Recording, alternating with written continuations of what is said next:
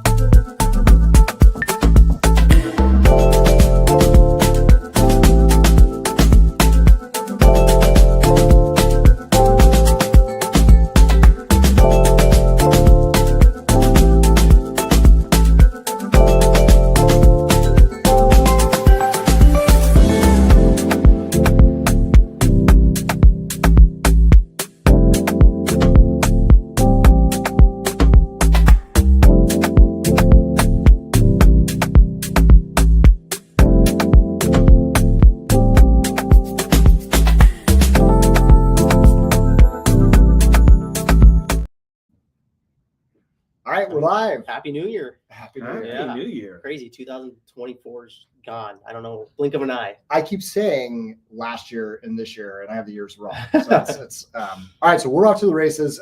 Rafael, first and foremost, thank you for coming to Omaha and joining us. This My is really pleasure. special for us. My pleasure. I love this company. I love you guys. So it was an easy one. Well, we appreciate it. So I guess before we dig into questions, if you wouldn't mind, just take a few minutes to explain who you are, Yeah. how you came to Bain. Yeah. We've got plenty of content for today. Awesome. Yeah. So I am a partner at Bain Capital. I look after the portfolio group for the fund that I represent. For folks who maybe don't know as much about Bain Capital, so Right. Bain Capital's a large financial sponsor. We've got close to $200 billion of assets under management, so one of the biggest. Just a small number. Just a small number. We're spread out all over the world. So we're active in North America, Europe, Asia. We also have a model that's a little bit, I think, special. I do too. That's differentiated. You know, I think folks know a little bit about Bain Capital from Mitt Romney. Right. So Mitt Romney founded the fund in the 1980s, and the whole premise was to have a deeper approach to how we invest. So, you know, he came from consulting. Yeah. And so bringing that sort of discipline, that strategic consultative discipline to the investment process was part of what made us so special in the beginning. Right. Mhm. You know, a lot of other folks caught wind and realized that's a pretty smart way to think about investing. And so we continue to try to differentiate ourselves and innovate in the way that we invest. One of the biggest innovations was the idea that we should have two sets of partners on all of our investments, and partners who are focused on new investments, right? So we consider our investment team our deal team, and then partners who focus mostly on existing investments. We Right. call our portfolio team. That's the group I come from. Right. We believe in this model where, you know, you've got folks who have very different backgrounds and expertises from which we can draw, stacked against all of our most important investments. And so why do I think that's important? Well, I think my background kind of gives you a sense for what the portfolio group at Bain Capital really is. So I've been at Bain Capital for 3 years now. Before Bain Capital, I was at American Express, where I spent most of my career as a general manager. I did a whole bunch of different things and lived all over the world, ran some markets in Europe, but ultimately ended up running the premium product business at Amex, which is the card, the green, gold, platinum, and black cards. So the legendary, the product, yeah, the legendary black card, which we got a lot of stories there, but I won't go into those stories. It does exist. And those are big P&Ls, right? Like they're big products, they're big P&Ls, they're complex businesses. You've got airport lounges and travel concierges and the loyalty program, Oh, so yeah. the Amex point system, which just got thousands of partners all over the world. It's a big performance marketing player, billions and billions of dollars of performance marketing put to work every year. And so that's kind of where I grew up, which is to say those are the sort of folks that we actually have in our portfolio group at Bain Capital, right? Folks who've actually been in the trenches, run businesses themselves, actually have spent most of their careers running businesses themselves, led big teams of people, managed big budgets. And the reason why we think that's important is because we know what it's like to run a business every day, right? That helps us, and that helps us define the partnership model. So I think if you were to ask Michael or Jeff or other folks at Carson what it feels like to partner with Bain Capital, I think you'd say it feels a little bit different. I think we talk about this quite a bit. I mean, somebody our age that sort of grew up with maybe the barbarians at the gate background of private equity. I think for a lot of people, that's still the assumption of what it is. And I know when we're having calls with sellers, more often than not, we're talking about what a collaborative spirit it is, and how useful it is to be able to tap into that bench strength and those differing backgrounds. I mean, I think about just a specific occasion. There was a company we talked to, ran a beautiful wealth management firm, but they also happen to have a consulting company as part of it. Well, who are we going to ask about valuation and structure for a consulting company other than Bain Capital? So being able to pick up the phone and call you and the team has just been incredibly useful. So the feel, the fit, the culture, having you guys involved in decision-making and strategy and just sort of helping guide our approach to the market has been extremely useful. Yeah, well, I think even when we talk to potential sellers, that's one of the main questions they ask is, well, what is the relationship like with Bain, and how does that affect your guys' day-to-day going out and growing? And so just having a good relationship with you and understanding that you guys are going to help take us to the next level, as well as provide us that consultative approach to growing our practices, because Ron created that coaching organization that was built on practice management and consulting, which brings us to the next question as to why did you guys invest in Carson? And I'm sure that probably ties into some of it. Totally. So, and we get asked this question a lot. So I was at the Fidelity conference. That's right, down in Texas. Down in Texas, which was a lot of fun. And this shout question out came to up. Laura Delaney, because we have to mention her in every. She's amazing. So that was a really great conference. But we spent a lot of time talking about this, right? And you see, there's a lot of interest in, first of all, the wealth space, right? Throughout financial sponsor universe, right? Lots of private equity firms and financial sponsors are interested in wealth. We are very interested in wealth at Bain Capital. Like that's a thematic that we really believe in. Why do we believe in the wealth thematic? I think it's going back to the sort of consulting macro story. We've got aging populations in the United States. This is an extraordinarily rich country that continues to get richer. We believe that is that's got a lot of runway. We believe in this country, right? And the wealth creation that you consistently see through generations in this country. And then people are living longer, right? Longevity is a reality, and people's retirements are longer than they used to be. And so that, like any financial sponsor, ourselves and our peers, will find attractive a market where you've got an acute customer need, right? So aging populations and a lot of wealth, and you got an expanding addressable market, right? Like that's great. Perfect recipe. Perfect recipe. So wealth for sure hits that. Then you got the theme, which I don't need to tell you guys about, but for those who are dialed in, within wealth, where you've got broker dealers on the one hand and RIAs on the other hand, which have, as you obviously well know, different pricing very much so. Models. And so this is another macro theme that at Bain Capital we very much believe in. A lot of our peers believe in, which is that RIA is the future within the industry, right? Like it's a product that has a fairer, more transparent pricing. And fairer, more transparent pricing will always win in any marketplace. Mhm. And so, that's a big part of the, tailwind, I think, of RIA, but we believe that's going to continue for years to come, that sort of shift in assets from one corner of the wealth universe into this one. And then obviously demographics of the advisors themselves, which just historically are within 5 to 10 years of their clients. And there is a tailwind there with advisors needing succession or continuity planning, or at least a strategy around how they're going to monetize the business. Absolutely.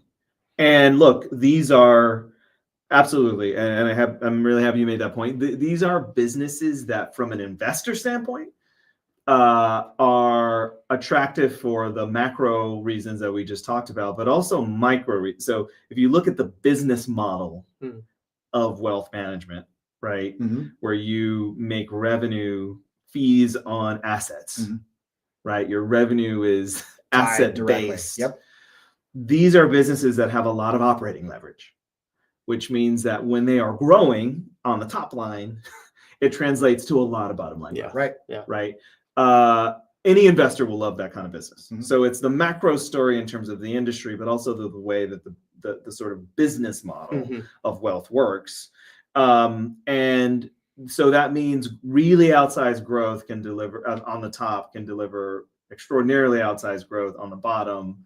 And there are economies of scale. There's benefits there are benefits to scale when you have a lot of operating leverage, right? Like the bigger companies are better positioned to win in the longer term, which means that the bigger companies are able to invest in customer experience and making sure that the investment insights are the very best, and making sure that the marketing and the user, the relationship building with you have more to invest in the customer. When you are larger, you're more likely to win. And so that means that the consolidation story that's happening in wealth is one that really benefits companies that are or firms that are able to take part in that consolidation. Right. And Carson, of course, is a platform that we looked at and we thought, wow, this is a business that is very well placed to not only benefit from those secular trends that we talked about in the wealth and the RIA space, but it's a business that can scale and bring and create a lot of enterprise value, both for Carson, but all the other firms that take part in that consolidation. So that's the long-winded answer to That's great. That's great. why we like the industry. There are a lot of firms that we look at in the industry, and there are a lot of firms that we've looked at over the past, call it even 3 years in the industry, and we've said no to most. Right. Yeah. And so then the question is sort of like, why? Right. It's not just liking the industry and liking some of these secular trends in the business model, but we spend a lot of time thinking about the individual assets because we like to back best in class players. We think there's a lot of alpha we can drive when we back the right horse in the right industry. Yeah. So like, what is that? Your next question was like, what was that? what was that? Yeah. What was it? And it's a lot of things. Truthfully, it's a lot of things. One is we believe in backing companies or investing in companies with great products. Right. Yeah.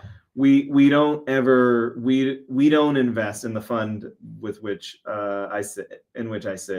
We don't really invest in companies with bad products and say, oh, we can fix the product, or we can projects. We're not really after that kind of project. And so we did a lot of research before we do any investment. We do a ton of research. We speak to customers, we speak to partners, we speak to folks who work at the company. We speak, meaning not just senior folks, but throughout the company. It's a laborious enterprise for us to think about, like, is this business and its product good? And when we did that work with Carson, it was resoundingly clear that there's something special about what Carson's offering. In terms of its ability to allow advisors to focus on what's most important to them, which is their clients and building relationships and delivering independent advice. And Carson, what was clear to us, has been able to support its customers in a really special way. So it was different from what other people who say they have platforms and offer the same sort of thing do. Right. So that's one thing. Like it's got to be a great product, and it can't just be us thinking it's a great product. We need to hear from people that are actually being delivered that product. People who've actually been delivered that product. So that's the first thing. The second thing is, we are very careful not to back companies in the wrong inning. So you can invest you can have a company that comes across your desk and it's a rocket ship. Right. But is the rocket ship kind of in the past? Right. Or is there a rocket ship in the future? Yeah. What we saw with Carson was there had been a rocket ship in the past, and we believed that there could be a rocket ship in the future. And we believed it was actually still early innings for the business. Yeah. So we're not always we're looking for great products, but we're not always looking for like perfect companies. So we like when there's an opportunity to benefit from, go to market and new strategies in terms of value proposition. And I think you see this a lot, especially with companies that have strong visionary founders, where they're able to almost themselves and like with a few other really talented folks, like drive a ton of growth. Which is without a doubt true for Omani. I mean, one of the most legendary people in this business, extraordinary salesman. Extraordinary, right? Like, and the amount of enterprise value. And the amount of customer impact he was able to drive with a pretty small group of people. Yeah, it's incredible. Was extraordinary. Yeah. And so we liked the fact that he was actually doing it basically with himself and a small group of people.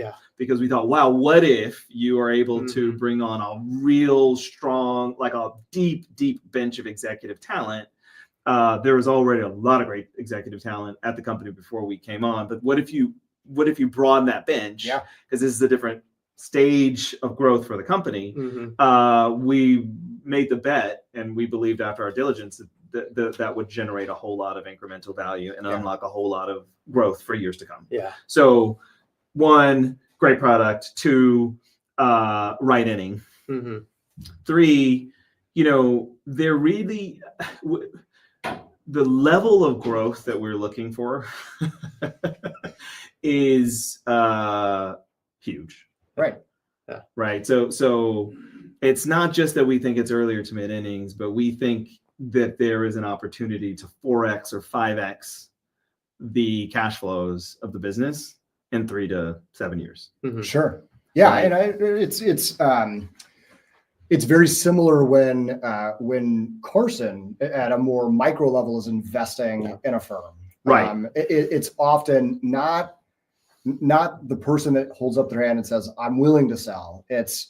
Is that firm going to outclass peers, or is it a more attractive product than a different opportunity that we might have? And we spent some time talking about how to drive enterprise value and what to look for, how to prepare your firm ahead of time. So it's interesting you say that, and I like the right inning metaphor, because I don't think we've heard that one. No, I was just going to comment on that as well, because I think to the micro level, it's like when we're investing in firms, we want to know that the historical growth has been there, but making sure that they still have a long headwind, so that they could stay with the firm and get to that next level with our expertise and guidance. And that's similar to what Bain is looking at Carson.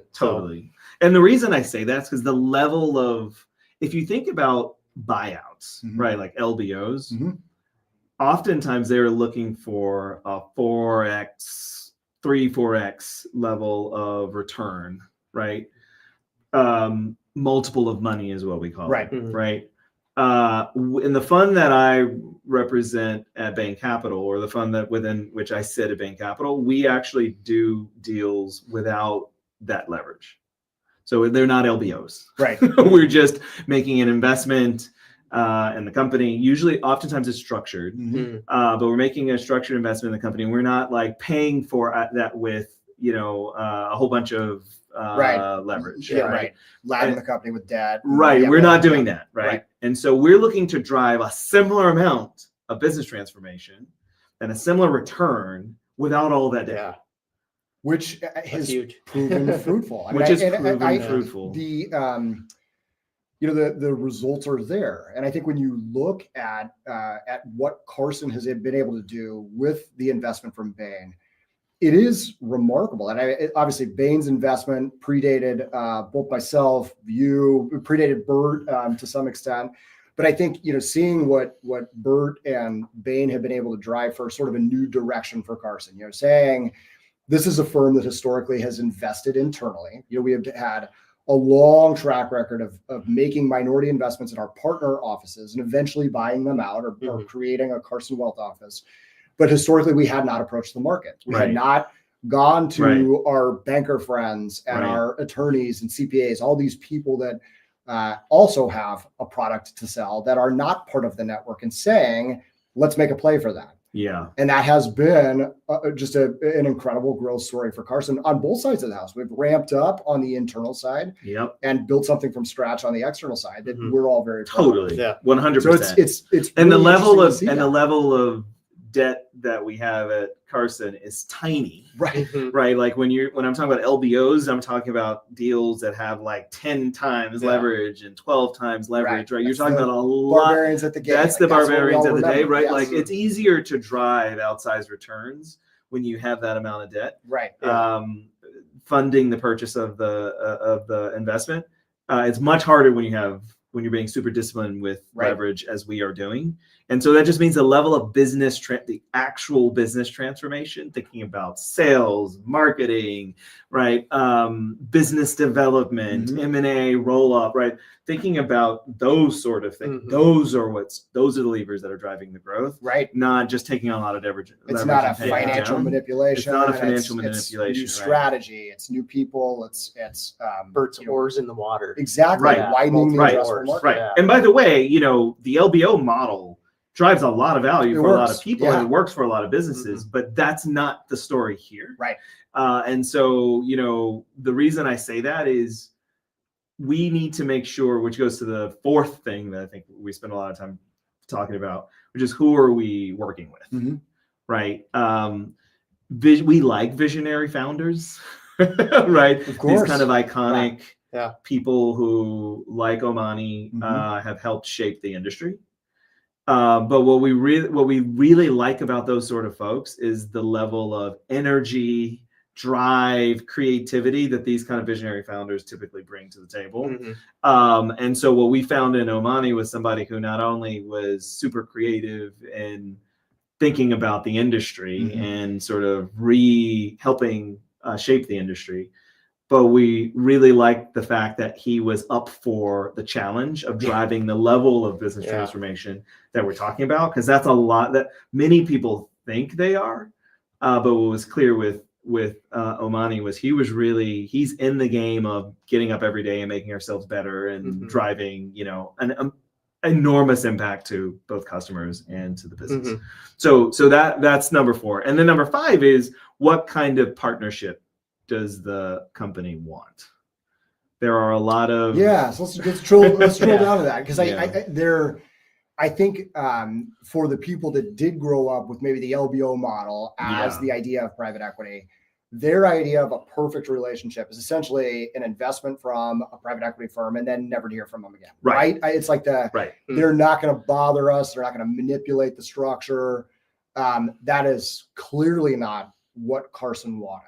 Right. So let's dive into that. Yeah. I think that's really useful. Yeah. I mean, I think there are many folks who are looking for investments. They're looking for capital. Right. Capital infusion. They're looking for a capital partner. Right. Right.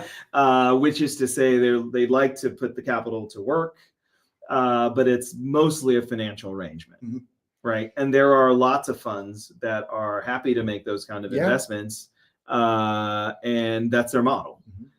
that's not our model Mhm. at Bain Capital. We don't think one model is better than the other, but what we do, what differentiates us is we believe in strategic partnerships, not just capital partnerships. Yeah. And so that means regardless of the percentage of the firm that we own, we believe there's a lot of value that we can collectively unlock if you bring out the kind of resources that we have to bear, together with the extraordinary resources that exist at the portfolio companies. We've seen over the years that's a really powerful recipe for value creation, right? And so that's our model. And we try to be really clear about that. And we also try to assess whether firms think they're up for that, but maybe aren't as much versus firms and partners who genuinely welcome it. Yeah. And it was clear when we were spending time with Omani and others at Carson that you guys wanted that kind of partnership. And it's been amazing to see over the past 3 years that actually come to life. Right. Yeah. Well, I think something that's very impactful is that relationship that we wanted with Bain is the relationship that we want with any investment that we're making. Make the same point. That's a great point, Jeff. Yeah. Beat you to it. We're on the same wavelength. Yeah, but I think that's absolutely accurate. You know, I joke about, but when an advisor says, "Hey, I want to sell the business, I want to work really hard through a transition, and then I want to be out. I want to retire," they are entitled to that. That's the ultimate goal of any successful financial advisor, but it's not where we typically invest. Right. We love the advisor that says, "Hey, I have done industry average. I've done 3%, 4%, 5% growth year over year. I want to take that run at hitting double digits. Like I want somebody that's going to unlock things for me so that I can go out and build something special and unique." So I love the fact that the investment philosophy has been such a match between our two firms. Totally. Yeah. And the other thing is, I think sometimes when people hear an investor say that they believe in that model of collaboration, they assume that means losing control. Right. Yeah. They assume that, right? They assume that means working in a way that is rife with conflict. That you're dealing with a lot of aggressive people that are going to try to tell you how to, run your business. And, we go to great lengths at Bain, which is part of the reason why we believe in having a strong group of folks within Bain Capital who have business experience. We believe that striking the right relationship tone is enormously value accretive. Yeah. And so that means showing up and being extremely humble, super respectful, being careful not to distract people from the important work of running a business every day. Yeah. Right. Knowing how to engage. You have to have the experience of running a business to really know how to engage well with a business. I think that's very wise. Right. I would agree with that. Right. And so what I love seeing at Carson is you guys are the same in that respect, right? We want to collaborate. We want to build great things together. But we also want this to be fun and we want it to be full of shared respect. And, when you do that, you create a lot of value and you do it in the right way. There's literally nothing more gratifying. Yeah. And you attract the right partner. That's how we get, I think, the best community in the business is by getting the right firm to raise their hand and say, "I'm interested. Let's talk about what this partnership looks like." Whether it's at the beginning of their career when they're looking for coaching support, or middle innings where they want a partner program. I'll continue to be a 1099, look for a firm that's going to help us outside or unlock growth, or later innings, and it is more about value creation, or I've hit the capacity wall. I need somebody to make an investment so that I can accelerate through it. Right. Yeah. All right. So let's go. I love this macro. I think we can talk about the macro stuff forever. Let's keep it there for a minute though. But I want to talk about just sort of prognosticating what's the next 5 years look like. So I firmly believe, so does Jeff, that we are in the early innings of this consolidation game. Where do you see both private equity investment and interest and just the RIA space in general going over the next 5 years? Yeah. Look, I think I get asked this question a lot, and people are always disappointed with my answer. I'm not sure I'm not sure 5 years from now will look so different. The only reason I say that is because the level of fragmentation in this space is sort of hard for most people to wrap their arms around. I mean, when I talk to folks who don't know the space, they're like, there are probably hundreds of hundreds of companies in the space, and it's like, there are thousands, thousands of these. More entering every year than year than exiting. So it's just it's I think the consolidation model will continue. I think there's a lot of roll up to be done with even smaller size firms, because I think what people usually mean when they ask that question is like, when will the big guys start the big consolidation coming together? I don't know the answer to that question, but my guess is that's not what most of the next 5 years will be about. It will be mostly about continued consolidation of the really bitty fragmented marketplace. Well, I think that starts happening when opportunity starts disappearing at the more local level. And there are no signs of that. I mean, you look, our friends at Marshberry just published yesterday. I mean, this last year was the most acquisitive year in history in our business, following arguably the top of the market. And 22 was insane. So this is still a trend that's going to accelerate. And by demographics alone, I firmly believe we've got 10 to 15 years of this left. Totally. So why would a mega firm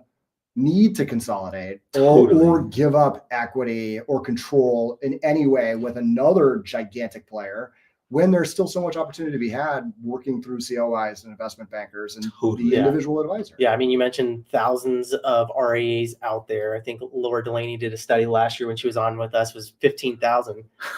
So, I mean, there's a lot of opportunity. And then the other thing is, like, we always talk about the aging demographic, right? Where the average age of the advisor is 65, but that's been quoted 65 for the last 7 years. Right. So, I mean, it's likely a lot higher than that, which means there's a lot of people looking for succession plan right now. Totally. I agree. So I think we're of the same opinion then. The big consolidation isn't going to happen probably in the next 5 years. Now, I do think this is not part of our prepared questions, but I do think there's an opportunity, or maybe not opportunity is maybe not the right word, but there's a little bit of a pickle for maybe the $5 to $10 billion RIAs, because we do see a few of those now, more so than we used to. And I think if you're at that level, you've built something successful, you have an enterprise. It's not a practice, it's not a book of business. But you kind of start running into a situation where you don't have the same pool of buyers available to you. There's not a lot of people that can stroke a check for a $10 billion firm. Totally. So I think you start maybe seeing a little more consolidation in those middle tiers, and certainly at the sub $1 billion firms that are almost going to be forced to do something. 100%. So, and I also think the 1 to 5 is, I think those firms still can benefit from consolidation too. Meaning, 1 to 5 is a big shop, to your point. It is an enterprise. But as I see the kinds of things we've been able to invest in terms of customer experience and the amount of time we spend in thinking about the value that we're adding to end clients, the value that we're adding to advisors, the value that we're adding to our partner firms, we have been able to raise the bar significantly as we've grown, even from 20 to 40. Right. Yeah. You see a big transformation there. And so I think what you're able to offer and the impact you're able to have with your customers is so much greater the larger scale. The benefits of scale continue to accrue. And that's where I see consolidation over these next 5 years to happen, is more strategic consolidation, not just from an RIA to an RIA, but somebody who has a different offering, whether it's a wealth management side and insurance, or wealth management and institutional. Mariner's made a few investments just recently. So that's where I could see in the next 5 years a lot more of that happening, because then it's going to be providing additional services for their existing client base. Totally. Yeah, it reminds me, we were having a enterprise-wide meeting here at Carson, and Omani was talking about that a little bit. Just sort of like you train the client, the end client, to expect more. We now Yes. live in the Mhm. age of convenience. Yes. I have something shipped to me and it takes longer than 2 days. And I'm like, what is going on? What is Right. wrong with this firm? Right. We have been trained by Amazon and Netflix and you name any disruptor over the last 20 years to expect more. And if the client is in that mindset and they're at a firm that is not able to deliver that, then I think you start seeing the breakdown of the relationship Yes. much quicker. It doesn't have anything to do with financial performance No. or what mutual funds you have access to. It has everything to do Mhm. with the relationship with the firm and the value you perceive. Totally. And I think that's where those mid-sized firms are going to have a little bit more challenges. How do we develop and deliver that value to the end client that maybe a firm like a Carson's already doing? 100%. I mean, Yeah. look, we spent a lot of time. So one of the highlights of the past 3 years for me is getting to work with Bert White as CEO of Carson. And Bert and I, we meet, frequently in person, and we have these marathon lunches, and they are amazing. And one of the things that we started to talk a lot about. You guys have solved far more than just the retail wealth management space in those lunches. Yeah, I mean, they are pretty epic lunches. Yeah. But we talk a lot about, like, as we've unlocked a lot of this operating leverage that we're talking about by driving more scale, how much of that do we reinvest in the customer, right? Like I think that's the benefit here. Yeah. And I think that's the reason why it's hard to remain small, because the more of that operating leverage you have, the more of that cash flow that you're generating, the more you have to invest in the customer experience and making sure that your end clients are getting the very best. Mhm. And those are the firms that will win. Yeah. I mean, if you're the solo practitioner, I would view it as your addressable market essentially shrinks as clients get trained or expect that higher level of value. So if our addressable market expands by being able to reinvest back in the client, if you are a small shop and you're not able to, you're likely not going to pull somebody from a Carson or a Mercer or Mariner.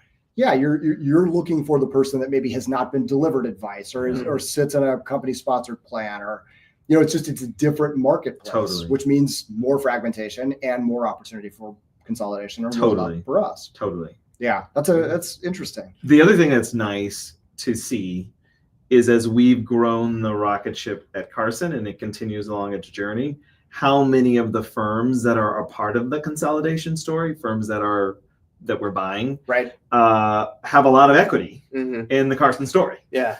So that there's also this sort of halo effect of creating all outsized enterprise value, which is more easily created the bigger you get. Yeah. And sharing that. It's so exciting. Partnering with the folks that are tucked in. Yeah. And it sort of motivates everybody to do more for their customers, to deliver more. So there's this sort of, I think there's a lot of virtuous cycles. Yeah, and we see it in person all the time. And one of our favorite acquisitions we've ever done is Integrated Wealth in Kansas City. Trey Wiltsey is now a good friend of mine, and most of the time we have a conversation, the equity price comes into play at some point. Right. I mean, he is so motivated to see us all continue to win. Right. By delivering additional advice and impact. And, he's able to sort of think about what's his next. What does he want to focus on or study or get into? And having the opportunity, I think, is, you're able to sort of live life as not just the best financial advisor you can be, but also maybe divert and take some of that attention and do something different or more additive. Right. Find your freedom. Yeah. He's found his freedom. That's a great, that's absolutely right. Yeah. And I mean, just in the first conversation we had with that firm, I mean, they came to us saying, hey, we're 500 million today. We want to get to $1 billion. And it's like, right after the path. Show us the path. We need that strategic partnership. Right. We need your guys' help and leverage to help us get there. And I mean, they're knocking it out of the park. Yeah, they are. So staying on the theme of consolidation, why don't you ask the question about inside a portfolio? Because I think it's really interesting. Yeah. So one of the things that we were talking about with consolidation is just kind of extrapolating it out in the next 10, 15, 20 years, whatever case that might be. But we've come across some of these private equity firms that own a majority in an RIA. And that's maybe in an RIA that's mass affluent, and then they have another majority controlling interest in ultra high net worth. Mm-hmm. So one of the thoughts we had was, well, is there an opportunity for them to consolidate those two investments into their new fund? And that's where consolidation is actually going to happen with those bigger players. Mm-hmm. I'd love to hear your yeah. I mean, look, that. that is something we think a lot about. Yeah. That's something a lot of people are thinking a lot about. Mm-hmm. What you have to work through Mm-hmm. is the right cultural fits. Yeah. Right. Firms have to want to be a part. What's interesting is you can find a number of firms who are happy to give up control Mm-hmm. when it is working with a strategic partner, like Bain Capital. Right. Mm-hmm. But then they don't want to give up control when it's working for someone who's a peer of theirs, right, in the industry. Yeah. And so I think, yes, it can unlock a lot of value. I believe the thesis makes sense. Yeah. It just has a lot of things have to line up, and I'm sure they will line up. We will start to see them lining up. Yeah. But it is not as intuitive as you'd think. Yeah. Right, because of all these other things that have to the stars also need to align. work and align. And it's an industry that's full of, larger than life personalities. People who absolutely right. Who are extraordinary entrepreneurs. And we think the partnership between extraordinary visionary entrepreneurs and financial sponsors like us is, if it's done right, can be extremely gratifying. And you're seeing that happen a lot. Two big personalities, visionary icons, both in their own right, coming together and figuring out a way to collaborate. Is maybe a slightly different challenge. Yep. Yeah, I think that I'll believe it when I see it, I guess. I mean, it's going to happen. Right. With some of the folks that we know, it would be hard for that to happen. All right, so I know we're running up on time. One last question, if you don't mind. Yeah. There's been a lot of talk. So let's go to a few of the personalities in our industry. Some great strategic minds in our own Danny Fava and Joshua Brown at Ritholtz have both made multiple comments or talked about sort of the democratization of access to private equity and private credit, and that being maybe one of the next waves we're going to see. Have you seen that at the Bain level? I mean, what do you think about the ability to deliver more of that bespoke, uncorrelated opportunity to an end client, whether it be high net worth or mass affluent? So this is a huge theme. Yeah. And especially for firms that are focused on high net worth and ultra high net worth, alts is necessary. Yeah. You've got to be able to offer your end clients an ability to invest in this kind of alpha, right? And I think there will be more, and the question is, why is it so important for ultra high net worth and high net worth? Partially because of financial literacy. Like, people know what alts are. They get the kind of outsized returns that are being driven in that space. This isn't their first investment. This isn't their first investment. And so the question is, when you move below high net worth and ultra high net worth, you just talk about more mainstream retail, when will that level of financial literacy get to a place where they're demanding it? And which firms will do a good job of educating their end clients who are in the middle bucket below high net worth on the merits of that kind of investing and offering it to them. I think it will come. And the reason why I think it will come is because I think if I look 10 years out or 15 years out, what's clear is that people are living longer. Life is more expensive. Right? Yeah. So the returns that people, I think, will start to need to drive to fund such long post, sort of that retirement phase will be greater. And so they'll just need to have more options available to them to be able to support their lifestyles into old age. Right. Yeah. And we're seeing that a little bit at the Carson side. So I know obviously Omani has done quite a bit of work with with a few private credit or private offerings. Yeah. Paul West has participated in Yeah. several of those. And we've got a good number of high net worth We do. customers at Carson. So I know we are definitely hard at work on making sure that this is available. Yeah. Yeah. I mean, you mentioned the demand. I think that's true. I mean, it's table stakes. Yeah. To even enter into the high net worth arena or ultra high net worth. I mean, you cannot have anything close to a family office offering unless you have access. Yeah. Yeah. 100%. Okay, so we are out of time. We out of time? This has been fantastic. Thank you so much for coming to Omaha. Normally, we would make a joke about it being just miserable outside, but it's like 40 degrees. Yeah, it's springtime. The best Omaha January. You brought the weather with you. That's what Usually I bring rain and cold, but you get stuck here for an extra night. Exactly. Yeah. Well, Rafael, thank you so much for coming out to see us. This We appreciate it. Thank you for the partnership with Bain. Absolutely. It's amazing. Shout out to Nadeem, who is in New York right now, helped arrange all of this for us. Yes. Yeah, for sure. Thank you to Tori for producing, and we're looking forward to it. And should we tease who we have next month? I think we should. Oh yeah. So you want to share that? Go ahead, share, Rafael. So I think you recall about 15 minutes ago I talked about these legendary lunches that I have with Bert White, who has been it's been a highlight of my career getting to work with Bert. He's strategic. He's a visionary. He's got a big personality. I don't know how you're going to fit it into an hour. It's not. It won't fit into an hour. We're going to end on cliffhangers. You'll end on cliffhangers, and it will feel like the time has flown. So if you are going to make one of these Know Your Wealth sessions, you don't want to miss this one. Yeah, we'll have Bert. Awesome. All right, thanks, Rafael. We appreciate it. Thanks, guys.